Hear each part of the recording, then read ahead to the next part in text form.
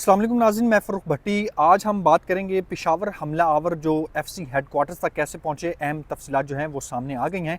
और दूसरा आपको बताएंगे कि सिक्योरिटी फोर्सेस का बन्नू में इंटेलिजेंस बेस्ड ऑपरेशन उन्होंने किया है। 22 जो दहशतगर्दों को जहन्नम वासिल कर दिया गया है। इस वक्त मुल्क को बहुत सारे मसाइल का सामना है, लेकिन दहशतगर्दी जो है वो इस सबसे बड़ा जो मसला है वो इस वक्त मुल्क को, वतन अजीज़ को, पाकिस्तान को दहशतगर्दी का है।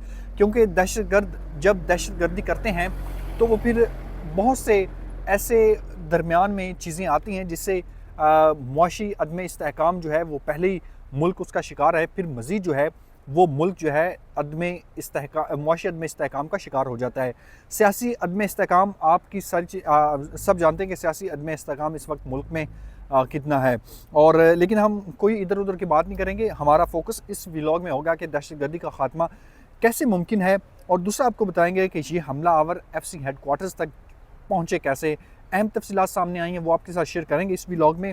और दूसरा आपको बताएंगे गुज़श्ता आप देखें कि इस्लामाबाद पाकिस्तान का दारुल हुकूमत है, यहाँ पे दहशतगर्द जो है वो एंटर होते हैं और इस्लामाबाद कचहरी में अपने आप को खुदकश जो है वो बम से उड़ा लेता है और वहाँ पे बहुत सारी जानों का ज़िया होता है।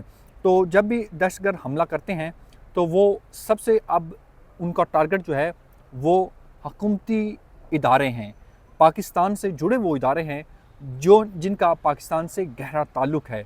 उसमें आम आवाम तो मरती है, आम आवाम का नुकसान होता है, लेकिन आजकल दहशतगर्दों का ठिकाना जो है उन्होंने वो या तो वो कचहरी को बनाते हैं या वो फिर किसी ऐसी इमारत को बनाते हैं जिससे बड़ी खबर बने। और एफसी हेडक्वार्टर पर हमला जो है इस बात की निशानदही करता है कि इस वक्त मुल्क को जो है दहशतगर्दी का सामना है और उनका निशाना जो है हमारे सिक्योरिटी इदारे हैं।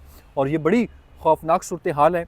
इससे अब मुल्क को कैसे बचाना है, कैसे निकालना है दहशतगर्दी के तमाम उन अवामिल से, और जो भी दहशतगर्द यहाँ पे आते हैं उनका रास्ता अब रोकना ज़रूरी हो गया है।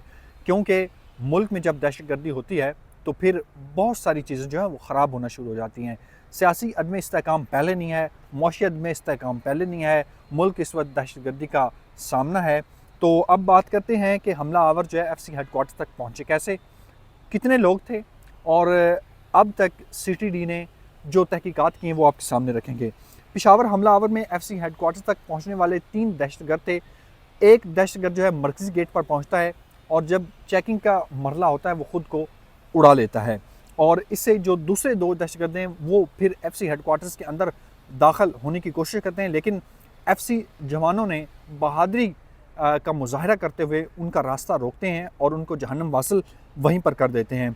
ये जी 3 हमला आवर जो हैं पेशावर पहुंचते हैं और एफसी हेडक्वार्टर्स तक कोहाट रोड से ये वहाँ से आते हैं। और ये मोटरसाइकिल पर 3 अफराद एक ही मोटरसाइकिल पर बैठे होते हैं और इनके पास एक क्लैशनकोफ होती है और 8 दस्ती बम भी इनके पास मौजूद होते हैं। और अब जो है CTD ने कार्रवाई करते हुए इनके हलाक हमलावरों के जिस्मानी इज़ा के नमूने जो हैं वो लेबार्ट्री भिजवा दिए हैं और देखते हैं कि अब वहाँ से क्या रिपोर्ट्स आती हैं।